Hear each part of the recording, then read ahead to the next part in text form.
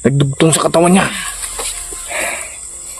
Merong nag-orasyon nito para hindi makabalik sa katawan niya. Ikaw ba yung nalagyan ko ng asin? Ha? Yung po may mga ibalik natin dati ha. Yung kasamahan mo dati sa mga mga aswang, hindi ka na babinalikan nila. Hindi nga, agpuan sa kuko nila yan. Lagi ako lagi samok-samok yung tua. Ayun. Idol, narinig natin yung sinabi ni Marlene. Binalik-balikan pa daw sila ng kasamahan niya dati. So mga idol, magandang araw po sa ating lahat. Kamusta po kayo? Ay sana ay nasa mabuting kalagayan po yung lahat. So mga idol, ayun. Dito na po. Tagal din yung request noon kung nasaan na ba si Marlene mga idol. So ngayon, binisita po tayo ng gaya ng request mo. Request nyo mga idol na nasaan na si Marlene. So ito na. Natubad na po kasi binisita tayo ni Marlene dito. So ngayon, makikita nyo na po kung ano na si Marlene. So mga idol, ito kasi request po ito para magkikita po sila ni Crison mga idol. So iwan ko lang, baka magkapatid po sila. So tatatawagin natin, baka magkapatid talaga sila mga idol. So ito, sana panoorin nyo yung update natin sa kanya dahil matagal na to na hindi na nakita si Marlene. So mga idol, salamat, sana tapusin itong video na to, baka kapatid po talaga sila. So salamat sa hindi po nag-skip ng ads po mga idol. At pasensya na, tagal tayong hindi kapag-upload gawan ng dami tayong inasikaso. So huwag tayong tagalin to para makita nyo si Marlene mga idol. Tara.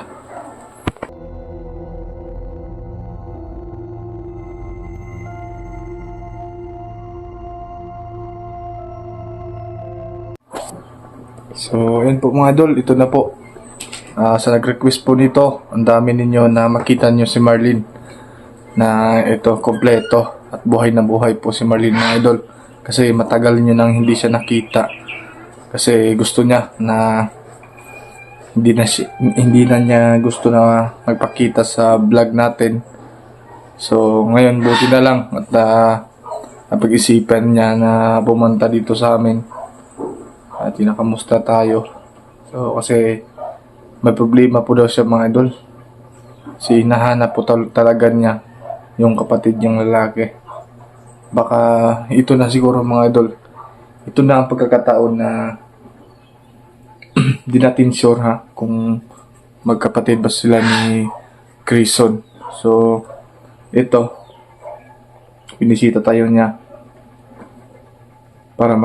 para maipakita natin yung nahuling aswang si Crison mga idol. Baka talagang magkapatid sila. So ito na, makikita nyo na. Tagal nyo nang hindi nakita siya. Lalo na sa mga solid natin na hinahanap talaga si Marlene, kung okay na ba siya, kung nasaan na siya, kung buhay pa ba. So ito mga idol, buhay na buhay po si Marlene. Ayan. Yan po. Marlene, kamusta? Maghilo ka muna sa mga viewers natin. Sa mga idol. So, kasi dati, ang daming nagre-request na makikita talaga yung mukha. Ayan. Kamusta ka dun, Marlene? Okay lang mo, kuya. Ayan po si Marlene mga idol. Okay lang po daw siya doon. At least mga idol, nakita nyo si Marlene na okay lang siya sa kalagayan niya. At yun nga, hindi natin siya mapilit. Parang tumaba si Marlene mga idol, no? Parang tumaba ka Marlene At parang umitim. Asa ba ka nagpuyo Marlene? Sa imong auntie, no? Sa akong auntie ya. Sa trabaho mo dito? Wala lang niya. Wala lang. Tabang-tabang lang ka. Natabang ako sa akong auntie ya. Ayan po.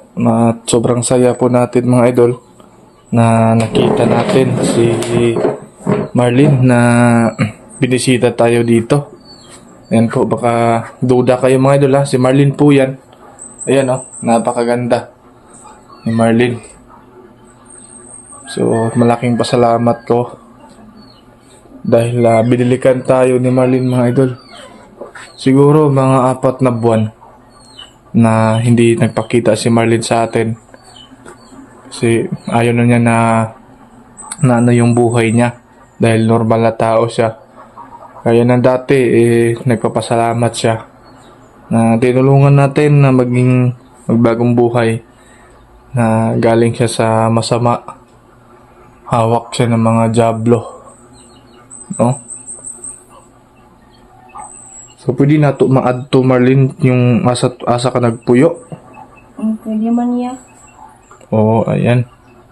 Pwede nating bisitahin dun sa kanila si Marlene para makita natin kung ano yung kalagayan niya dun sama ng auntie niya. So, ito Marlene, meron kasi akong nahuling aswang kagaya mo dati, no? Na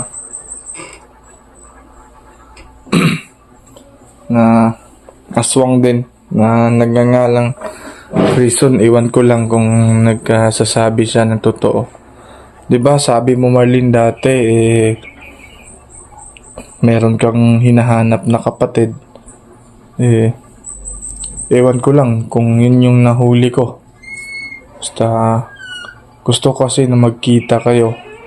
Buti dumating ka. Di ko inasahan to na dumating ka. Parang sinasadya po ng panahon mga idol na pumunta si Marlene dito. At siguro ito na siguro na magkita silang dalawa. So baka nga kasi maputi din yun si mga idol, si Criso na nahuli natin, no. Andun pa sa bundok iniwan ko. Buti na lang andito si Marlene mga idol. So kumusta yung Marlene, yung mga ibalik natin dati ha. Yung kasamahan mo dati sa mga mga aswang, hindi ka na babinalikan nila. Hindi na agtuan siya po nila ya. Ilang niya po gangit samok-samok hiltua. Ayun. Mga idol, narinig natin yung sinabi ni Marlene. Binalik-balikan pa daw sila ng kasamahan niya dati. So, buti na lang yung binigay ko sa'yo na pandepensa at hindi mo itinapon. Nga ang magyapon niya. Yan. Kahit pa paano nakatulong sa kanya yun mga idol, yung binigay po natin pandepensa na hindi na siya malapitan. So, ang importante mga idol, buhay si Marlene. Kasi marami kasing duda ng iba na bakit hindi na siya nagpakita sa upload natin. So, ito na.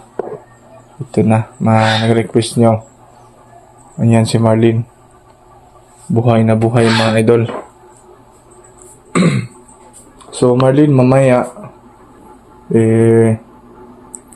puntahan ko yung si Grayson na para magkita kayo. Baka kapatid talaga kayo, Marlene. Kasi maputi yun eh. Puti mo rin, no? Yung mga idol, parang may kahawig sila ni Grayson. Pero kay Grayson, mahaba din yung buhok kasi matagal siyang naging aswang. At hindi pa natin napagupitan. Baka nga magkapatid sila. So, napaka-excited itong mangyayari nito mga idol. Na makita sila. Ewan ko lang kung kapatid lang sila mga idol, pero malaki yung kutob ko. Pero Marlene, kung sakali yung yung kapatid mo nga si Grayson, isasama mo ba doon sa inyo? Nga ako siya uban nito ay Ayan mga idol. Isasama daw niya si Grayson kung makita niya yung mukha ni Grayson, baka talaga magkapatid sila. So, napaka-excited to mga idol na tingnan natin makita ninyo na magkaharap silang dalawa. So, grabe yun Marlene, kagayan mo rin yung dati na sobrang lakas. Pinahirapan ako para makuha lang yung bertud niya. Maalis sa katawan niya para mabalik sa normal. Pero kay Grayson Marlin, ilang araw ko lang na ano yun. Buti hindi sinuko niya kaagad yung langis niya. Hindi kagaya sa'yo dati na sobrang hirap. Ilang week yun na para gumaling ka lang. Buti kay Grayson di ako masyadong nahirapan. So ayan po mga idol, si Marlin po. Sa ibang mga bago nating subscriber na hindi pa nakita kung bakit ko ina-update siya, kung hindi din nakita yung mga previous vlog natin, ito po si Marlin nagbabalik sa atin mga idol. Paki-visit na lang po yung mga previous vlog natin. Siguro nasa 3 buwan na ang daming upload natin sa kanya kasi isa siyang malakas na aswang na natulungan natin at nakita natin doon sa bundok. So Marlin, hindi mo ba wala ba ka gimingaw atong payag nga imong gipuy-an yung gitirahan mo dati? Diba sabi mo kanina gusto mong bisita doon? Gusto ko at Ayan, siguro mga idol, pupunta man kami doon umaga siguro para maganda siguro tingnan. Para safety naman siguro yung pagpunta namin. So Marlin, yung gusto mo mangyari kaya puntahan natin, no? Kasi request yun ni Marlin mga idol. At minsan lang siya makauwi dito. So, gagawin natin yan. Sasamahan kita doon. Sa pinuntahan mo dati, yung kubo kung saan kita nahuli. Na-miss din ni Marlin mga idol na pumunta doon. Huwag kayong mag-alala. Safety naman po si Marlin. Kasi isa naman siyang normal. No? So, baka nga sana mga idol magkapatid talaga si Grayson para maisama niya po sa pag-uwi ni Marlin. So kailan ka uwi, Marlin? yan. Bukas na? Wow, ang bilis naman. Sayang wala pa tayong ngayon para mabigyan kita ng bang grocery. So sige lang Marlin, darating din tayo dyan. So pasensya ka na. At ngayon lang dumating na wala tayo. So hayaan mo Marlin, baka makahanap tayo. So mga idol, sana itong video na to yung nag-request dyan na ang sobrang dami ninyo na hindi ko nasagot. So inaantay ko kasi yung pagkakataon na pumunta si Marlin dito. Kasi sabi niya sa akin yung ko ni Marlin dun sa kanila, ayaw niyang madisturbo yung buhay niya dito sa pagbablog para makita ng iba. So nirespeto ko yung kagustuhan po ni Marlin.